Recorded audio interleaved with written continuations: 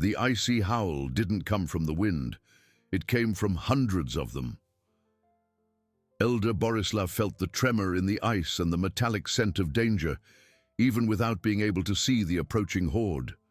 The blizzard swallowed the world, and the life of the last herd of Yakutian horses, the heart of his village, hung by a thread under his blind hands.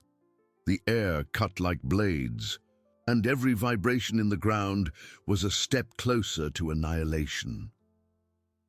And what he would do, unable to see, would determine the fate of his people forever.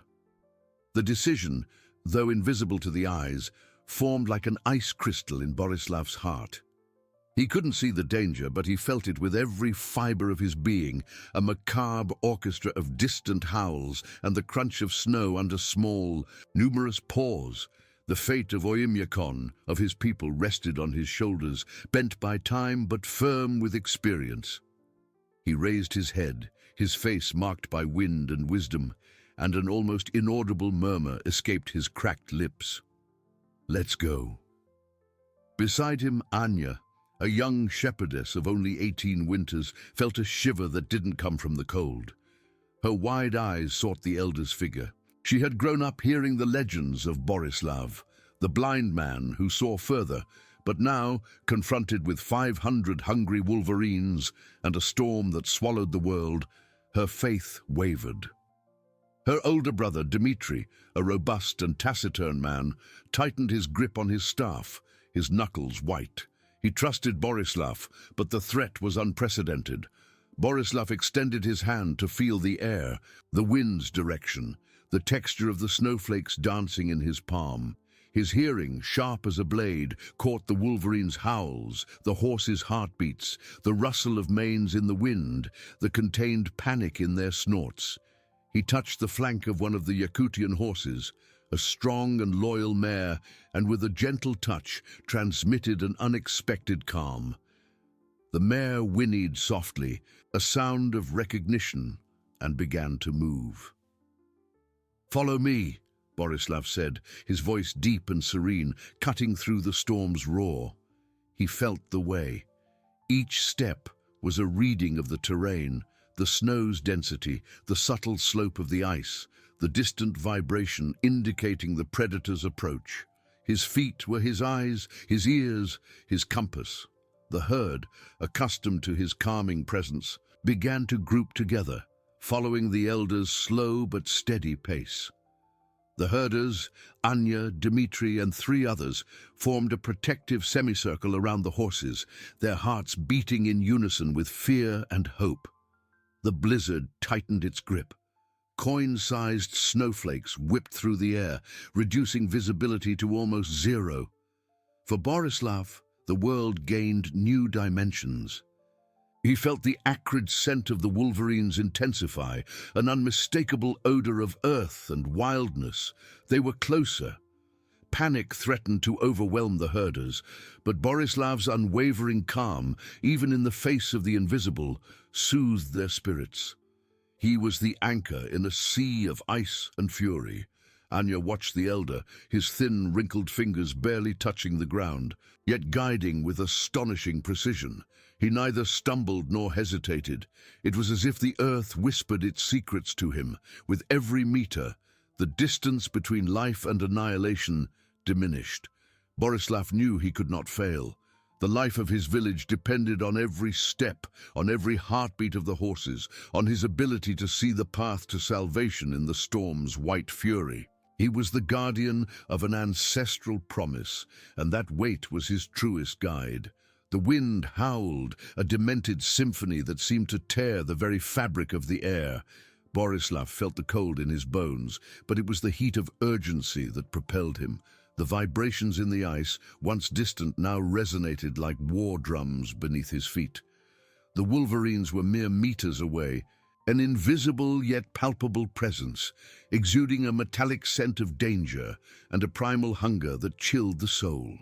He heard the crunch of snow under their agile paws, the low growl mingling with the wind, the panting breath of 500 relentless predators. Anya, her face red and eyelashes frozen, could barely see her hand in front of her. The world was a furious white blur. She squinted, trying to discern Borislav's figure, who seemed like an unshakable ice statue. Fear, once a whisper, now screamed in her ears, threatening to paralyze her. She looked at Dmitri, her brother, whose eyes, usually so steady, now revealed a shadow of panic. He gripped his staff so tightly his fingers seemed about to break. With each approaching howl, a new shiver ran down Anya's spine. How could they escape so many, so fierce, amidst this white darkness? Borislav, however, maintained a steady pace. His bare feet, hardened by decades of contact with the frozen earth, read every nuance of the terrain. A small elevation here, a subtle depression there. He knew that the path to the safe valley was not just a matter of distance, but of finding the right ground. A passage that the Wolverines, larger and less agile, would struggle to follow. He extended his hand again, not to touch, but to feel the air pressure, the subtle direction of the wind current that carried the predator's scent. It was a smell of wet moss, earth, and something wild and ancient. The Yakutian horses, with their thick coats and flowing manes, grouped closer to the elder, seeking a source of security in him. They snorted, the warm vapor from their nostrils mingling with the icy air, their large dark eyes reflecting contained panic. Borislav felt the tension in their muscles, the accelerated beat of their hearts. He murmured soft words in Yakut, an ancient song of courage and resilience, which seemed to calm not only the animals but also the spirits of the herders. Dmitri watched the elder. That man, blind since birth, was their only hope. He wondered how Borislav managed to remain calm, how he could see the way when he himself, with his two eyes, could barely see a hand's breadth ahead. It was a blind faith, literal and figurative, that guided them. The responsibility of protecting the herd, the life of the village, weighed on all of them. But Borislav carried the greater burden, the burden of a living legend. Suddenly the sound of paws on the snow grew louder, closer. A guttural growl tore through the air, and Anya felt her heart leap into her throat. The Wolverines were almost upon them. Borislav stopped, raising his head. His ears caught the exact sound, direction, speed. He knew the crucial moment was approaching. The narrow crevice, the ancestral secret, was their only chance. He needed to find it, and fast. Everyone's life depended on a single step, a single memory, a single vision that only he possessed, beyond his eyes. Despair danced at the fingertips of the herders, but Borislav's voice, firm as eternal ice, was still the melody that kept them moving. Despair danced at the fingertips of the herders, but Borislav's voice, firm as eternal ice, was still the melody that kept them moving. He felt the Wolverine's warm breath on his neck, the wild scent permeating the air. There was no more time. His feet frantically fumbled the ground. He needed to find the crevice, the guarded secret, their only hope. With each step the pressure mounted, the predator's howl transforming into a constant growl, a promise of annihilation. Anya screamed, a sound muffled by the wind, as a dark, swift shadow darted past her vision. A wolverine, larger than she had imagined, with eyes gleaming with hunger, was mere meters from the herd's tail. Panic seized the horses, who thrashed, whinnying in terror. Dmitri, with a roar of fury and fear, brandished his staff. There were 500 of them, and only 5 of them. The blizzard seemed to close in, and hope, a melting snowflake. Borislav, however, remained unshaken. His mind, an intricate map of memories and sensations, worked with impressive speed. He felt a change in the terrain, a slight depression, a colder air current like a breath coming from a hidden opening. It was it, the narrow crevice, almost invisible, camouflaged by the snow. "Here!"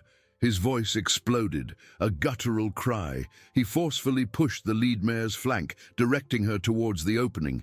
The horses, driven by instinct and Borislav's voice, hesitated, but the Wolverine's pressure was undeniable.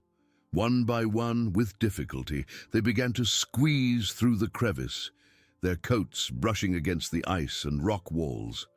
Anya and Dmitri, following the elders' silent instructions, pushed the younger horses and foals. The space was tight, but passable for the agile Yakutians. For the Wolverines, it would be an insurmountable barrier.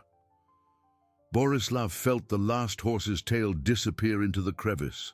He could hear the herders, panting, following the animals. It was time. With a final effort, he turned, not to flee, but to face the hungry horde. His ears caught the sound of dozens of paws, stopping abruptly before the crevice. The growls intensified, full of frustration and rage. They were there, a few steps away, separated by a natural barrier that prevented them from reaching their prey. Anya, already inside the crevice, turned to shout to Borislav, but the words died in her throat. She saw the elder, his small, fragile figure, standing at the crevice's entrance, his back to them, facing the horde. Her heart tightened. He was sacrificing himself. Tears froze on her cheeks. Dmitri, understanding his intention, grabbed Anya's arm and pulled her further inside. The elder's decision was non-negotiable, an act of altruism that would echo for generations. Borislav heard the herders and horses moving away, the sound of their bells fading. He was alone. The Wolverine's fury was palpable, a wild heat that contrasted with the biting cold. He reached out to feel the ground. His fingers found the dry moss and animal fat he had secretly prepared. With a swift movement, he lit the small torch. The fire crackled, coming to life. Smoke rose, dense and dark, mingling with the snowflakes, creating a barrier for the predators. He was the shield, the guardian, the flame of hope amidst the icy chaos. The village would live. The flame, small but stubborn, licked at the moss and fat, and in seconds, an acrid, dense curtain of smoke rose, mingling with the blizzard. Borislav felt the warmth on his wrinkled face, a strange contrast to the biting cold. The Wolverine's growls, once full of fury and hunger, turned into grunts of confusion and irritation. He heard the frenzy of their paws, the smell of wet fur and wildness, now obscured by the smoke. The predators stirred, hesitant, reluctant to cross the burning, suffocating barrier. Inside the crevice, Anya felt her heart breaking. She squeezed Dmitri's arm, tears streaming and freezing on her cheeks. "Borislav," she whispered, her voice choked. The sound of the horses' bells, a soft, constant jingle, was the only thing preventing her from turning back. Dmitri, his jaw clenched, nodded. He understood. The elder was buying them time, a sacrifice the village would never forget. The crevice was narrow, dark, and the smell of damp earth and ice filled the air. The horses moved with difficulty, but with silent determination, pushing each other forward. Borislav remained there, a solitary and defiant figure. He heard the Wolverines moving away and approaching, testing the barrier of smoke and fire. Some, more audacious, tried to circumvent it, but the terrain was treacherous and the crevice impenetrable. He knew he couldn't keep the fire lit for long. The moss and fat were limited, but every minute he gained was a life saved, one more step for his herd and his people. His fingers, though calloused, began to tremble from exhaustion and cold. The smoke irritated his throat, but he did not retreat. Anya and Dmitri guided the horses with urgency, their hands firm on the animals' flanks. With each turn in the crevice, the hope of a safe valley rekindled, but the image of Borislav, alone, facing the horde, weighed on their hearts. They knew that the village's life depended on their courage now, on continuing, on not looking back. The other herders, their faces marked by exhaustion and tension, followed in silence, each carrying the same pain and the same determination. Outside, the Wolverine's fury began to wane. The smoke, though not lethal, was an effective deterrent, and the predator's frustration grew. Borislav felt the pressure diminish, the growls gradually receding. He had succeeded. The fire, now a dying ember, emitted its last breaths of smoke. Exhausted, with aching muscles and a body trembling from cold, he fell to his knees in the snow. The silence, once filled with howls, was now a balm for his weary soul. He remained there for an immeasurable time, catching his breath, feeling the pulse of the ice beneath his hands. The blizzard still fell, but with less intensity. When strength returned, he rose, staggering, and began to feel his way towards the crevice. His ears, his truest eyes, caught a distant sound, faint but unmistakable. The jingle of the horses' bells. They were safe. Guided by that melodious sound, the promise of life and hope, Borislav began his own journey out of the crevice, towards the echo of his people and the light of a new morning, where he would be received as a hero. Borislav, staggering and exhausted, felt the cold floor of the crevice beneath his feet. The distant jingle of the horses' bells was a faint and precious thread of hope pulling him forward. Each step was a battle against the exhaustion that consumed him. His muscles screamed, his body trembled, but the image of his people, the life of the village, propelled him. The crevice was a dark, winding tunnel, and he felt his way along the ice and rock walls, seeking support. The smell of smoke still permeated his clothes, a vivid reminder of the danger he had just faced.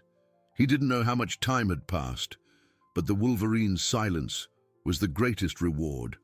Outside, Anya and Dmitri, with the other herders, had guided the herd to a sheltered clearing in the valley. The horses, though frightened, were safe, grouped in a tight circle. The blizzard was beginning to subside, and a pale grey light announced the arrival of a new morning. The relief was immense, but concern for Borislav hung over them like a dark cloud. Anya couldn't stop looking at the crevice's entrance, her heart tight. "He'll come, won't he?" she whispered, more to herself than to Dmitri. Dmitri, who had just checked on the horses, approached the crevice. He wasn't so sure. The idea of Borislav alone facing 500 wolverines was almost impossible to conceive, but his faith in the elder was deep. He knelt, pressing his ear to the icy rock, trying to catch any sound. And then a faint shuffle, a muffled groan. "He's alive!" Dmitri exclaimed, his voice hoarse with emotion. Borislav emerged from the crevice, a slender, exhausted figure, covered in snow and soot. His eyes, though blind, seemed to carry the weight of 1,000 winters. Anya ran to him, hugging him tightly, warm tears streaming down her face. "Borislav, you're alive!" she sobbed, relief flooding her.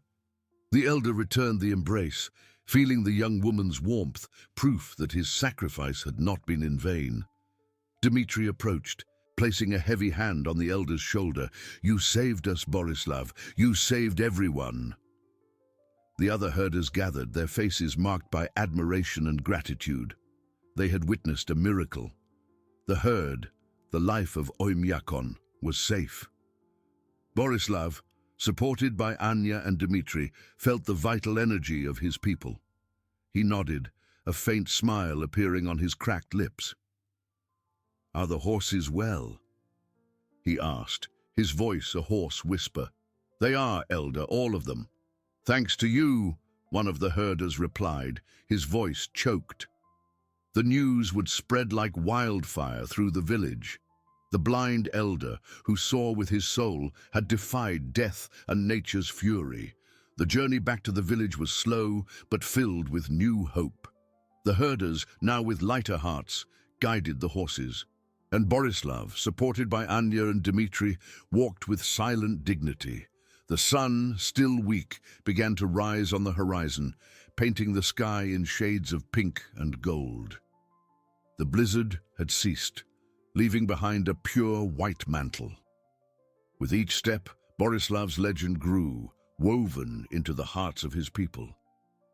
As they approached Oymyakon, the sound of the horses' bells, once a sign of danger, was now a hymn of triumph. The first wisps of smoke from the village chimneys rose into the icy air. Children and elders, restless and deeply worried, began to emerge from their homes, their eyes wide with surprise and profound relief at seeing the herd intact. Borislav's figure, small but imposing, at the center of the group, was living proof that hope, even in the most adverse conditions, never dies. The entire village prepared to receive them, not only with the promise of food and warmth, but with the deep reverence owed to a true hero. The spirit of Oymyakon, strengthened by overcoming adversity, pulsed stronger than ever. The air fell silent, no longer with the blizzard's howl, but with the murmur of voices and the joyful jingle of the horses' bells. The village of Oymyakon, once a fragile point of light in the white vastness, now teemed with life.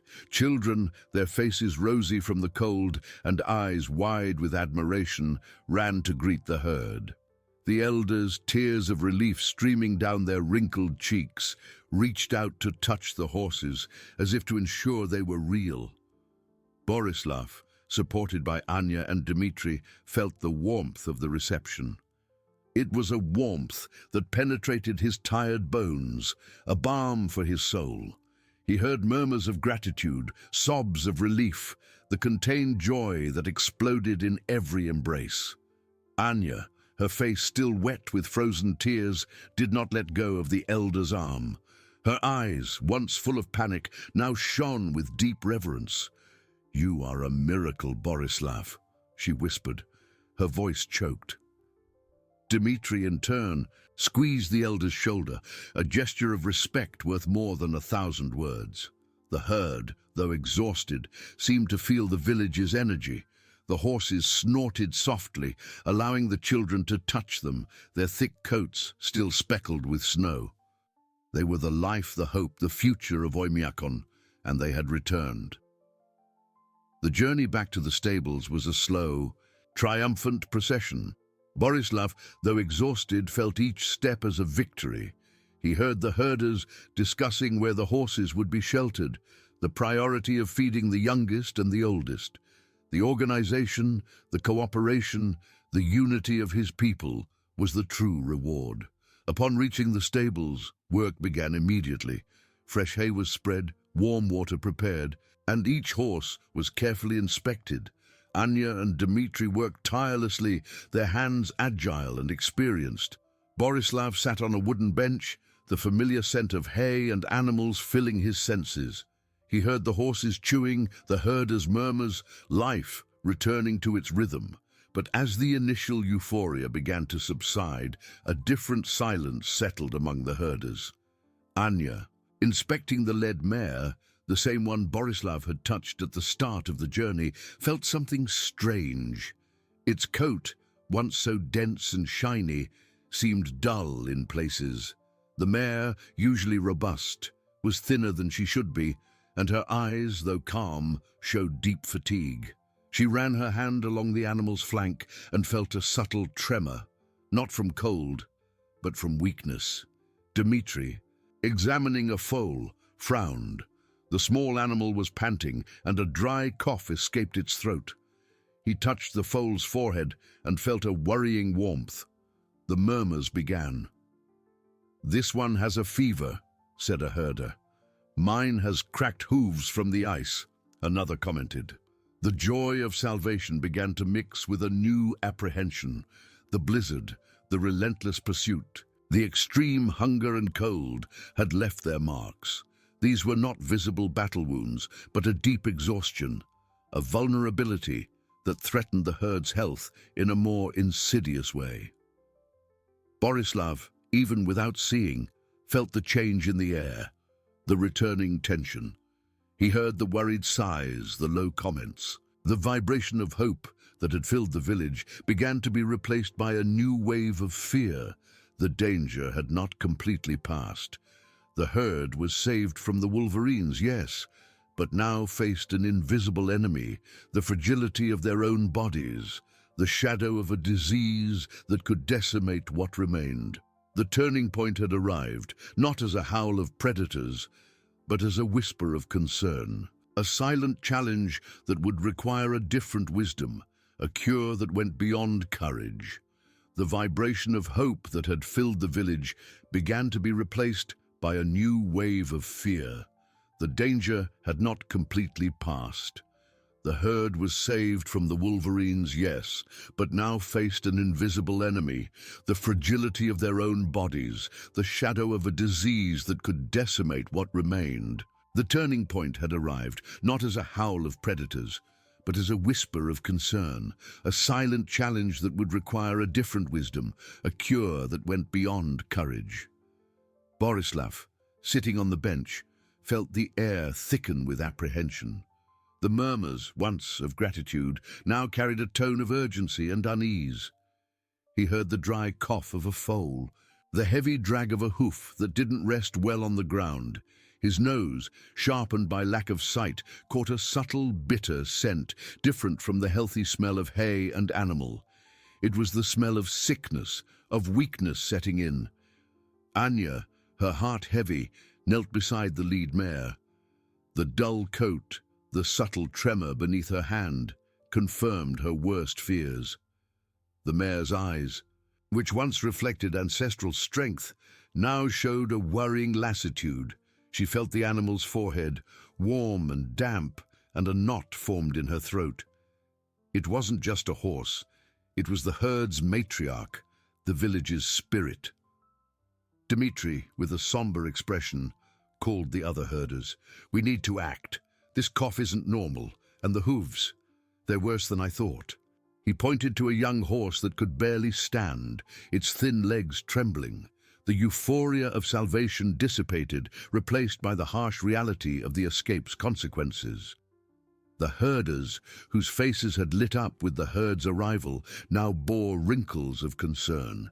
They moved among the horses, touching, examining, and with each new discovery, hope diminished a little more. The blizzard and the pursuit had been a terrible ordeal, and the animals' resistance was at its limit. The extreme cold had penetrated their bones, and prolonged hunger had weakened them. Borislav raised his head. "What do you see?" he asked, his voice calm but imbued with an authority that demanded the truth.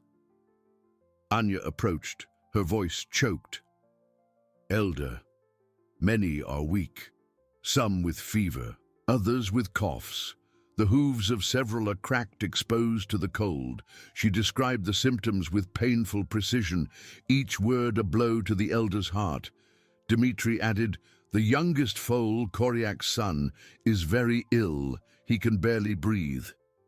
Borislav listened to every detail, his mind processing the information with the clarity of one who sees with the soul. He knew that the herd's health was the village's health. Without the horses, life in Oymyakon would be unsustainable. Salvation from the wolverines had been only the first step.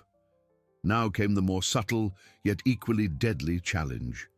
It was a battle against time, against relentless nature that, even at rest, exacted its price. He stood up, leaning on his staff. His wrinkled fingers fumbled the air, as if seeking an invisible answer. "Bring me the healing herbs, those that grow under the ice, and prepare warm compresses for their hooves. We need warmth, nutrition, and the wisdom of our ancestors. The fight is not over yet, but we cannot lose faith. Together we will heal them." His voice, though tired, resonated with unwavering determination, igniting a new flame of hope in the herders' hearts. The flame ignited, yes, but it was a fragile, flickering flame against the vastness of the challenge. The herders, exhausted by the escape and the tension, looked at each other, their eyes reflecting the magnitude of the task. Healing an entire herd, weakened by cold and hunger, was almost as daunting as facing 500 wolverines. But Borislav's voice, firm and full of faith, was a magnet that pulled them forward. Anya was the first to move. With a determined nod to Dmitri, she grabbed a wicker basket and hurried out of the stables, disappearing into the grey morning light. Her knowledge of the steppes' herbs was almost as profound as Borislav's, a wisdom passed down by her grandmother. She knew where to find star moss, which grew under the snow, and bear root, powerful against fevers. Dmitri, in turn, began to organize the men. "We need hot water, many compresses, and more hay for the weakest horses." His voice, though tired, carried the urgency of a leader. He watched Koriak's foal, which now lay on the ground, its breathing shallow and rapid. The small body's warmth was alarming. Quickly, he gathered the older women to help prepare the compresses, while the men took charge of bringing more water and firewood for the fires. Borislav remained seated, but his mind was in full motion. He heard the hum of activity, the clinking of buckets, the crackle of the fire beginning to be lit. His ears caught every cough, every muffled groan from the horses. Koriak's foal needs strong meat broth, and as quickly as possible, he instructed, his voice reaching Dmitri. And for the hooves, seal fat mixed with warm ashes. That will warm and heal. Anya, meanwhile, struggled against the hardened snow. Her hands, protected by fur gloves, dug into the frozen ground, searching for the small plants that were the key to healing. The cold was relentless, and every movement required immense effort. But the image of the sick horses, the memory of the led mare's tremor, propelled her. She found star moss, small dark green cushions, and bare root, difficult to pull from the frozen soil. Each find was a small victory, a drop of hope in the vast ocean of despair. Back in the stables, the air was thick with the steam from the compresses and the scent of herbs. The women, with agile hands, applied the warm cloths to the cracked hooves and feverish foreheads of the horses. The men carefully tried to make the animals drink the nutritious broth, a difficult task when weakness was so profound. Borislav, guided by sounds and smells, moved slowly among the animals, touching their coats, feeling their body temperatures. He whispered words of encouragement, his voice soft and comforting. Strength, my friend. Life returns. The village needs you. Night fell, but the work did not cease. Oil lamps illuminated the stables, casting dancing shadows on the walls. Exhaustion was visible on everyone's faces, but no one thought of giving up. The connection with the herd was deep, an ancestral bond that went beyond subsistence. The horses were part of the family, and family is not abandoned. Anya, her hands dirty with earth and herbs, sat beside Koriak's foal. She felt its breath, still weak, but perhaps a little more regular. The warmth of the compress seemed to be taking effect, a small, almost imperceptible sign of improvement. She looked at Borislav, who was nearby, listening. He smiled faintly, as if he had sensed the small victory. The fight was long, but faith, fueled by unity and wisdom, was the strength that would keep them all standing. The night stretched on, cold and relentless, but inside the stables, the warmth of human effort and the flame of hope fought against the winter. Anya, her eyes heavy with sleep, remained beside Koriak's foal. She changed the herbal compresses, feeling the animal's small breath, which now seemed a little deeper, less desperate. Each time the foal moved a paw or let out a stronger sigh, a pang of relief went through her chest. She stroked its damp coat, whispering words of encouragement, as if the small animal could understand the urgency and love that propelled her. Dmitri, his face smudged with soot and hands rough, worked tirelessly with the other herders. They heated more water, prepared more hay, and carefully applied the seal fat and ashes to the cracked hooves, a warm paste that promised to alleviate pain and promote healing. The smell of hay, herbs, and sweat filled the air, a strange mixture, but one that now represented the struggle for life. Communication between them was in murmurs, tired gestures, but full of mutual understanding. No one needed to say how vital each horse was. The truth was etched in their exhausted eyes. Borislav, though he could not see the scene, felt every nuance of the environment. He heard the crackle of the fire, the slow chewing of a horse beginning to feed, a herder's sigh of relief. His sense of smell caught the diminishing bitter scent of illness, gradually replaced by the fresher aroma of herbs and hay. He moved with the aid of his staff, stopping beside each animal, his wrinkled hands touching their coats, feeling their temperature, the strength of their pulse. "This one is better," he would say, his voice hoarse but firm, pointing to a horse that had previously been prostrate. "That one needs more warmth on its flanks." His instructions were precise, based on a perception that went far beyond sight. Dawn broke, bringing with it a pale, cold light, but also the promise of a new day. The blizzard had completely stopped, and the sky, though still grey, seemed higher, more open. Exhaustion was palpable, but hope began to solidify. Koryak's foal, to Anya's relief, managed to stand, staggering but upright. It drank some warm water, and its eyes, once cloudy, now showed a faint spark of life. Anya felt tears return, but this time they were tears of gratitude. She hugged the small animal, feeling the fragility of its existence and the strength of its will to live. Dmitri watched the scene, a tired but genuine smile appearing on his face. "A miracle," he murmured to himself. The hooves of several horses, though still sore, showed signs of improvement. The compresses and fat had done their work, protecting them from the cold and aiding healing. The herd, though still weak, was visibly more stable. The immediate crisis had been contained. Borislav, feeling the warmth of the weak sun on his face, knew that the battle was far from over. Recovery would be long and require constant vigilance. But the worst had passed. He heard Anya's soft laughter, the sound of the foal moving. Life, in its most resilient form, had prevailed once more. The village, united in its purpose, had demonstrated that true strength lay not only in hunting or protecting against predators, but in the ability to care for, to heal, to nurture the life entrusted to them. Faith, unity, and ancestral wisdom had been the pillars that kept them standing, and would continue to be so, as the people of Oymyakon fought to rebuild their strength and hope, one step at a time. The struggle to rebuild strength and hope was an arduous path, paved with biting cold and exhaustion that accumulated in their bones. Each dawn brought the routine of care and vigilance, an incessant dance against the disease that clung to the herd.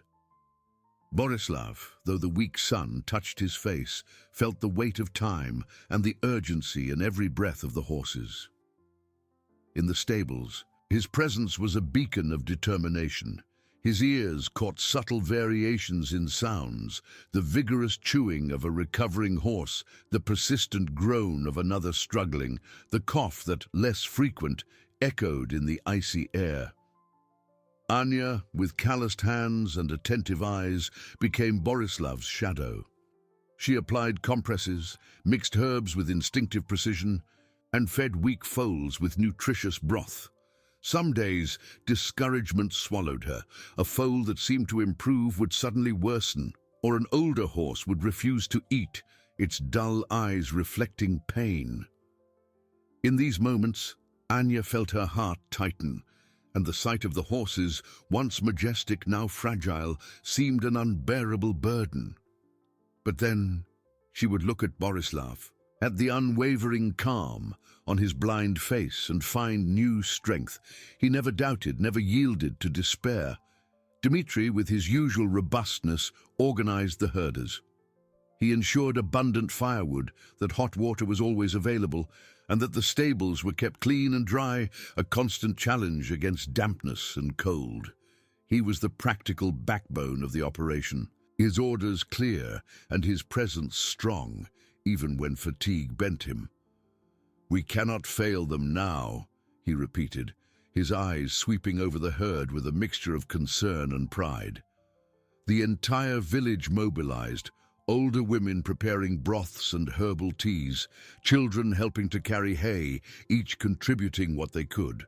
Recovery was slow, painfully slow.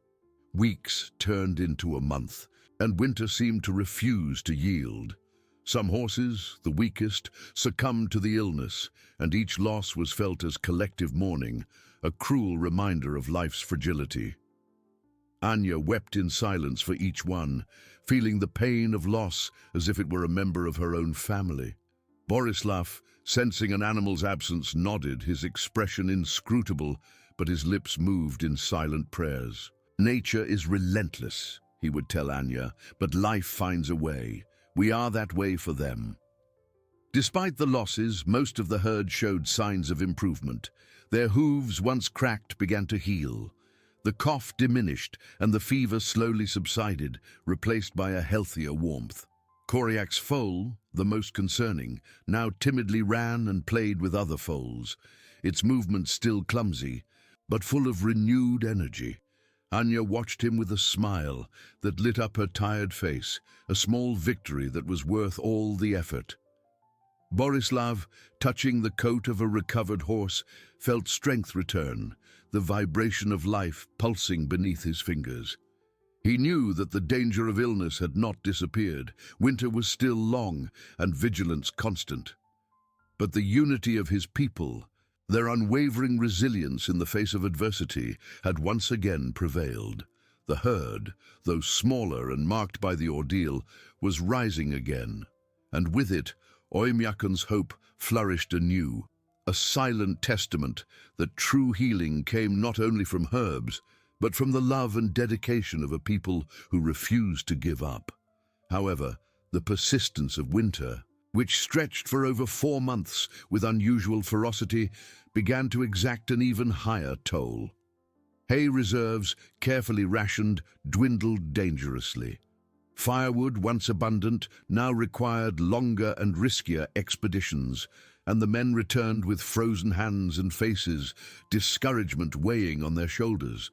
The village, which had united with such strength, now felt profound fatigue. Anya's smiles became rarer, replaced by a constant line of worry between her eyebrows.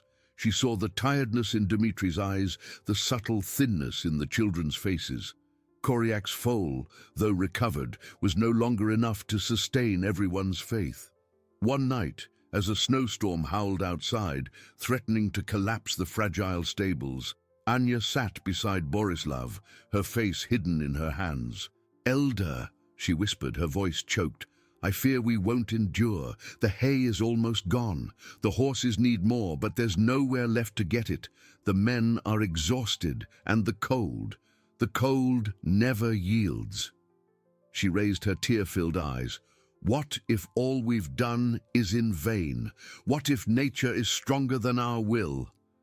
Dmitri, who had approached, nodded in silence, his somber expression reflecting Anya's despair. The air in the stables, once filled with the scent of healing and hope, now seemed dense with fear. Borislav, with his keen perception, felt the wave of discouragement sweeping through the village. He extended his wrinkled hand and touched Anya's damp face. "My daughter," he said, his voice soft but firm.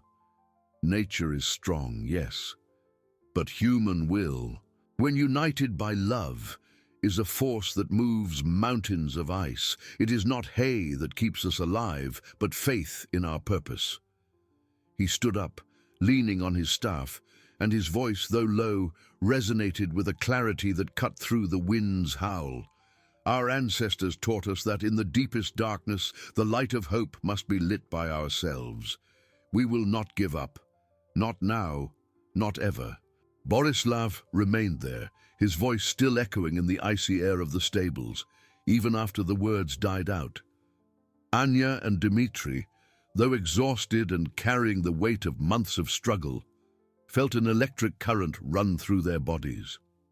It wasn't a magical solution, but a reaffirmation of their people's essence, of the strength that resided in unity and faith. Anya, inspired by the elder's words, stood up. Her eyes, once tear-filled, now shone with renewed determination. "My grandmother's stories," she began, her voice still a little shaky but gaining strength.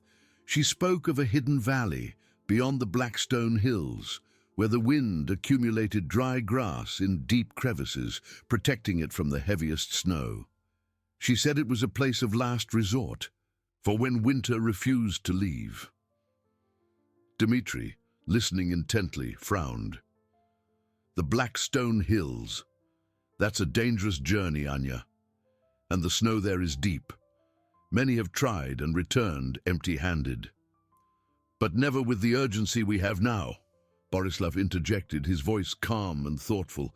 Anya is right. Our ancestors didn't just tell stories to pass the time. They were maps, guides for survival, the Valley of Hidden Grass. I remember my grandfather speaking of it. It's a place where the earth itself offers refuge. Hope, fragile as a snowflake, began to solidify. Dmitri, despite the weariness weighing on his shoulders, felt a new purpose. He gathered the strongest and most experienced men, those who still had some energy for one last expedition. Preparation was meticulous. Sleds were checked, ropes reinforced, and each man received extra rations and fur clothing. The farewell was silent, with glances of apprehension and hope exchanged between those departing and those remaining. Anya, though she wanted to go, was instructed by Borislav to stay in the village, caring for the weakest horses and keeping the fire of hope alive. Dmitri and his men's journey was brutal. The snow, deeper than they imagined, made every step difficult. The wind cut exposed skin, and the cold seemed to penetrate to their bones. They climbed the black stone hills, each ascent a test of endurance. With each crevice explored, each wind-swept valley that revealed nothing, discouragement threatened to return. But the image of the hungry horses and Borislav's words propelled them. After 2 days of incessant searching, when exhaustion was about to overcome them, one of the herders, a young man named Nikolai, stumbled into a hidden depression, almost invisible under a thinner layer of snow. As he dug, he felt the unmistakable texture of dry grass. It wasn't a mountain of hay, but a sufficient amount, protected from the weather, to offer crucial relief. A cry of joy, hoarse and choked by the cold, echoed in the valley. Dmitri knelt, touching the grass with reverence, feeling the promise of life in his frozen hands.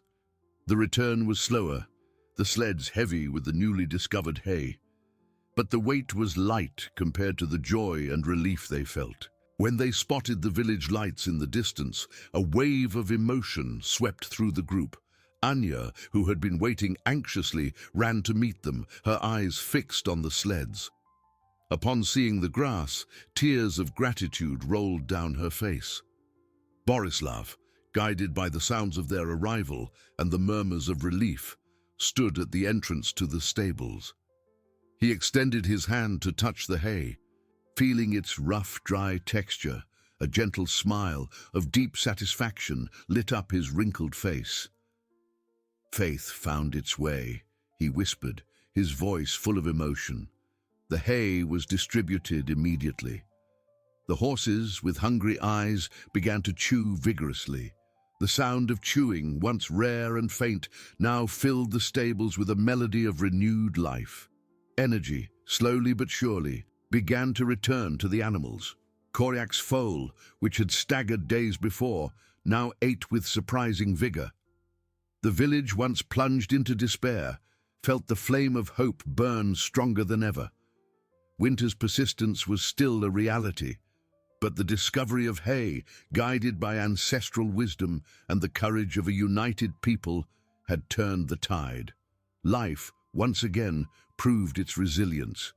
And the people of Oymyakon, strengthened by the ordeal, knew that together they could face any challenge the relentless step imposed upon them. True healing, Borislav knew, came from an unbreakable spirit. True healing, Borislav knew, came from an unbreakable spirit. With the arrival of the hay, a wave of relief swept through Oymyakon, not just for the food, but for the reaffirmation that faith and unity could move mountains of ice.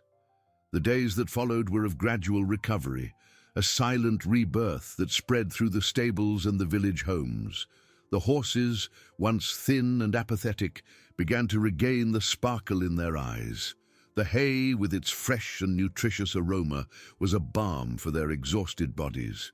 Koryak's foal, which had been the symbol of fragility, now galloped with the other foals, its movements firmer, a vibrant testament to life refusing to be subdued. Anya watched him, her heart overflowing with deep gratitude. The nights of vigil, the tears of despair, All seemed worthwhile upon seeing the renewed energy in the animals. She felt Borislav's hands on her shoulder, a touch that conveyed the same peace and satisfaction. Dmitri, with his usual robustness, led the herders in reorganizing the herd. The stables were reinforced, and a more efficient system of hay rationing and distribution was implemented, ensuring that each animal received the necessary sustenance. He saw strength return to the horses, and in every glance he exchanged with Anya and Borislav, there was a mutual recognition of the victory they had achieved together. Exhaustion was still present, but it was an honorable exhaustion, tinged with the joy of overcoming. Borislav, sitting by the fire, felt the change in the air. The smell of illness had disappeared, replaced by the healthy aroma of hay and the warmth of the horses' bodies. He heard the soft trot of the foals, the satisfied whinny of the adults, the joyful murmurs of the herders. His keen perception caught the vibration of life pulsing again in the village. He knew that the battle against winter was constant, but the lesson learned was eternal. True vision did not reside in the eyes, but in the ability to see hope where others saw only despair, and to guide his people with wisdom that transcends time. Winter, though still harsh, began to slowly yield. The days became a little longer, and the sun, once pale, gained a subtle intensity. The village of Oymyakon, marked by the ordeal, emerged stronger, more united. The losses were felt, but the life that had been saved was a powerful reminder of human resilience. The stories of the blind elder who saw with his soul, of the young woman who cared for the horses with unwavering love, and of the leader who kept everyone steadfast, would be told for generations. The herd of Yakutian horses, descendants of millennia, now grazed with renewed vigor on the steppes that were beginning to show the first signs of thaw. They were more than animals, they were the pulsating heart of the village. And their survival was proof that even in the most relentless conditions, love, faith, and unity could prevail. Borislav, with a serene smile on his face, felt the cold spring wind on his skin. Life, in its eternal cycle, had found a way, and the people of Oymyakon were ready to embrace it with the wisdom of the past and the hope of a brighter future. That brighter future, which Borislav had foreseen, slowly unfolded over the steppe, like the thaw revealing the earth beneath the snow. The months that followed the discovery of hay and the herd's recovery were of arduous work, but now tinged with palpable hope. Winter, finally, had yielded its throne to spring. The sun, once a pale spectre, bathed Oymyakon with a gentle warmth, melting the last barriers of ice and revealing the first green shoots that stubbornly emerged. Borislav, sitting at the door of his yurt, felt the warm wind on his wrinkled face, a welcome contrast to the biting cold that had been his companion for so long. His ears, always attentive, caught a symphony of life, the laughter of children playing freely, the song of returning birds, and, above all, the vigorous trot of the Yakutian horses now grazing in fields that were beginning to bloom. The herd, though slightly smaller due to losses, was stronger and more resilient than ever, their coats shining under the sun, their movements full of renewed energy. Anya, her hair loose in the wind and a constant smile on her lips, had become a central figure in the village. Her dedication to the horses during the ordeal had transformed her from a young shepherdess into a true guardian of life. She spent hours among the animals, observing them, touching them, and her eyes, once marked by worry, now radiated a deep serenity. Koryak's foal, which she had nurtured with such care, was now a robust young horse, following her like a shadow, a living testament to her perseverance. Anya often sat beside Borislav, sharing her observations about the herd, and the elder listened, a nod confirming her wisdom. Dmitri, in turn, led the village with new clarity and purpose. The crisis had forged in him an even stronger leader, his decisions thoughtful, his actions firm. He organized grazing routes, supervised the construction of new stables, and ensured that the lessons of winter were not forgotten. The unity that had saved everyone was no longer a temporary necessity, but the solid foundation of the community. The older women continued to prepare their broths and teas, but now with the joy of seeing their loved ones prosper. The children who had helped carry hay grew up with Borislav's stories, learning about courage and sacrifice. The story of the blind elder who had guided his people through darkness, who saw with his soul and heart, became more than a legend. It was the very essence of Oymyakon. They spoke not only of the narrow crevice or the fire barrier, but of Borislav's unwavering faith, of his ability to see hope where others saw only the end. His blindness, once a vulnerability, was now a symbol of his inner vision, of a wisdom that transcended what eyes could see. Borislav, feeling the fullness of life around him, knew that the true victory was not just the herd's survival, but the transformation of his people. They had faced the darkness and emerged with a stronger light, a deeper connection with each other and with the land that sustained them. Yakutian resilience was not just a characteristic, it was a legacy, passed down from generation to generation, and Borislav, with his serene smile, felt he had fulfilled his part in keeping it alive. The village now flourished, a true beacon of hope in the vast frozen steppes, an eternal testament to love, faith, and the unbreakable human will.